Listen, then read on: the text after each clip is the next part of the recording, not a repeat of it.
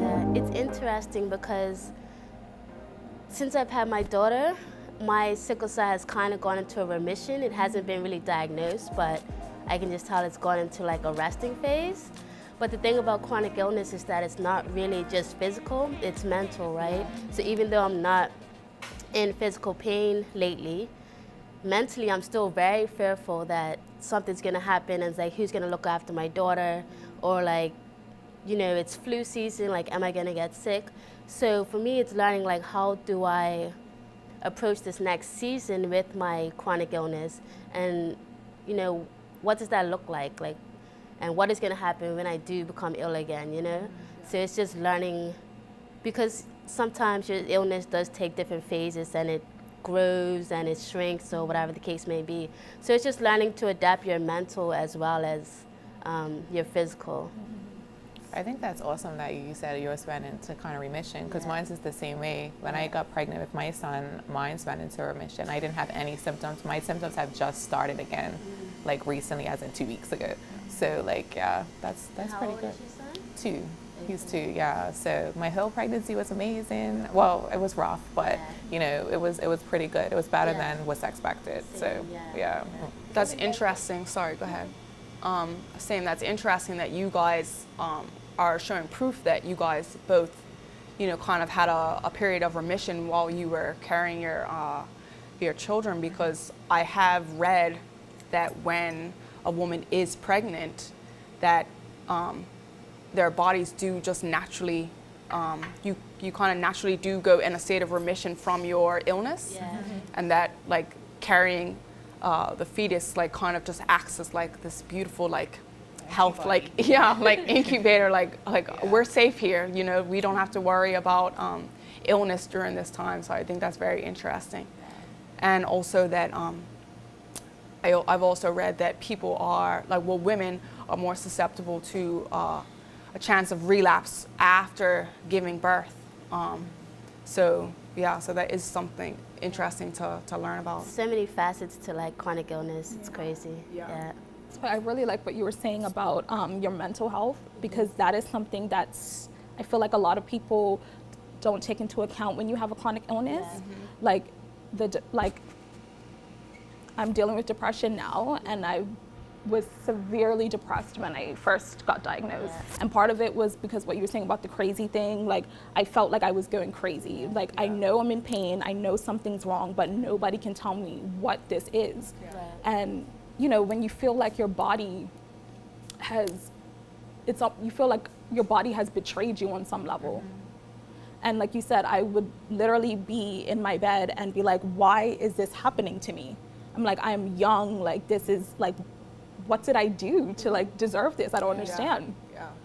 And yeah, so the mental health thing, like you have to keep your mental health is just as important as your physical health when it comes to chronic illness. And I know for me, with fibromyalgia, it's exacerbated by stress. And raise your hand. And then it's a vicious cycle, because when you're depressed, like your body responds to that, you know, and then if you lose your will to live or your will to get better, sometimes you just like, you know what, I can't do this. You give up mentally, and that can worsen your symptoms. That's totally true, Shara. And so not only the mental thing, but it ties into like your spirituality, your romantic life, everything. And people, like you said, overlook it sometimes. They think it's just the physical. If we can give you medication and cure the pain, then you'll be good to go. Like, no, it's embedded into like our thoughts, how we choose to do things, why we choose to do things, what we don't do. So, and yeah, you can lose your faith, and you can start hating God and be like, why did you do this to me? Like, seriously, like how much of this can I take? I don't want to live anymore.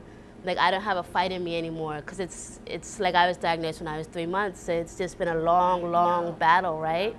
And yeah, that's something that gets overlooked sometimes when you're talking about chronic illness.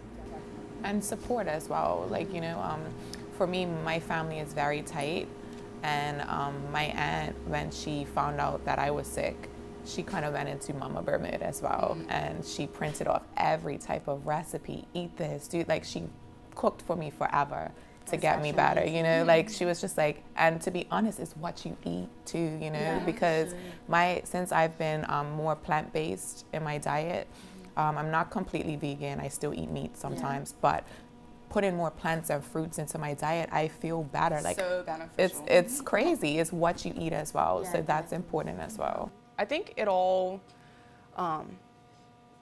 ties together, and like we were saying, it's an individual journey, but it is important, and I think we've all showed evidence that we are learning how to just incorporate these different aspects of our lives into our health, and understanding that these are all connected. It's like, yes, my physical health and what I'm eating is important to my illness. Yes, how I'm treating my mind, like my conscious mind and my subconscious mind, like the thoughts that I think and like the way that I carry myself, like has to do with this. My spiritual life, if you're a spiritual person, like how your connection with God and your walk and your faith, like it's all connected, and it all intertwines to how we are. But anyway, let me go and give us another question. I feel like we'll be here all day. We'll go to church. This. But we can get together again. Okay.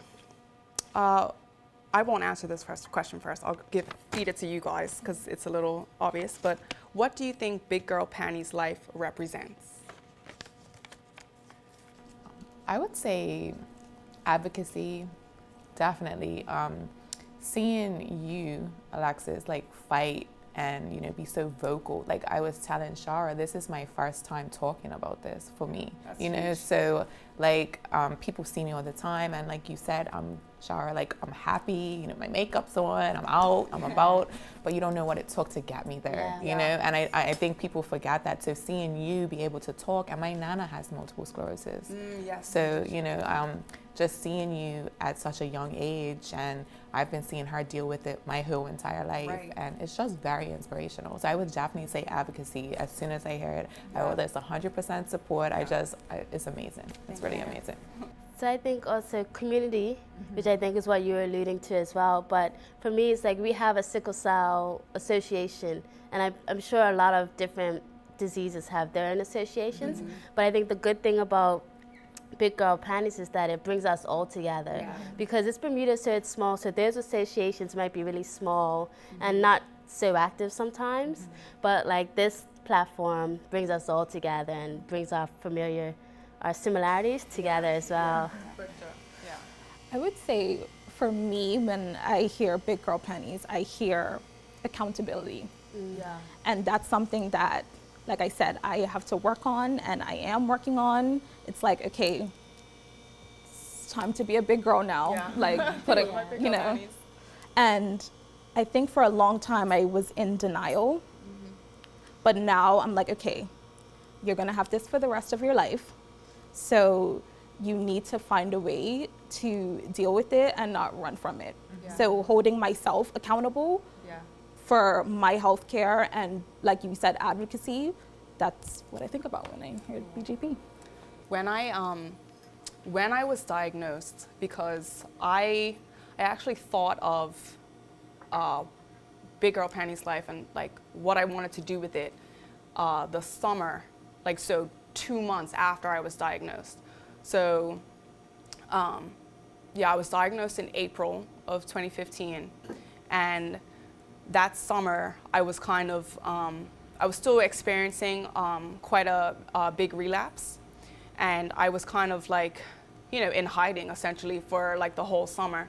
But as I was at home, I felt terrible. Like, I remember calling you on a couple of occasions, like bawling, being like, you know, why is this happening to me? Why, like, my life is so terrible. My life went from like up here to down here. I'm only 23 years old, and I felt awful.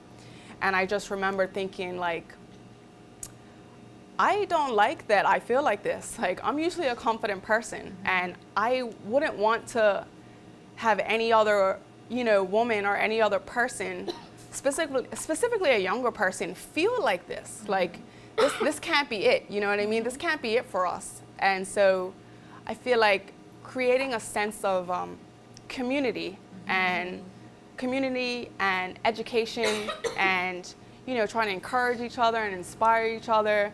Like, if we can do that for each other, like, you know, like, yes, we put on our big girl panties and we do it. Like, I'm like, you know, an illness is not gonna stop my life, overtake my life, you know what I mean? So that is, yeah, that was the premise of it originally, and I'm so grateful that we can do things like that to like keep growing it, because it's just a message, it's just a, you know, a way of life, and, you know, something that we're trying to embody to like show like other women and other people that like, you know, we can do this thing, and we are. It's a movement. Yeah, it's a movement. There we go. And I will say that I remember those phone calls. Thank you, I'm traumatized. Yeah. No, I remember those phone calls, and I knew, obviously, you know, you called me because you knew that I had been dealing with a chronic illness. Yeah. And I thought it was so interesting that you were calling me for advice, but you were the biggest inspiration to me, because as soon as you found out that you had this,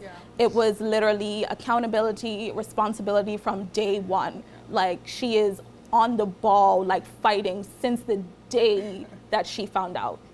And I'm like, it was just such an inspiration to me, because at that point, and I was in like the lowest place, I remember. And I remember like not even wanting to speak to you sometimes about it, because I'm like, I don't have any positivity in me to give to you. Yeah. And I didn't want to affect your journey negatively. Yeah. But it was interesting that when you calling me for help, like, you helped me, Really? like, for real. And you were so, I like, you just remember certain vivid conversations, and I remember you were just so kind to me and so warm to me in that moment, as I'm literally sobbing, like, on the phone. It's like, it's okay. You're like, I'm so sorry, you know, that this is happening to you. And just so, you know, empathetic and just so present. And, you know, moments like that and conversations like that is, you know, apart from, like, education, apart from medical advice, apart from, you know, health advice and things like that, just having people there for you is so important. So, yeah.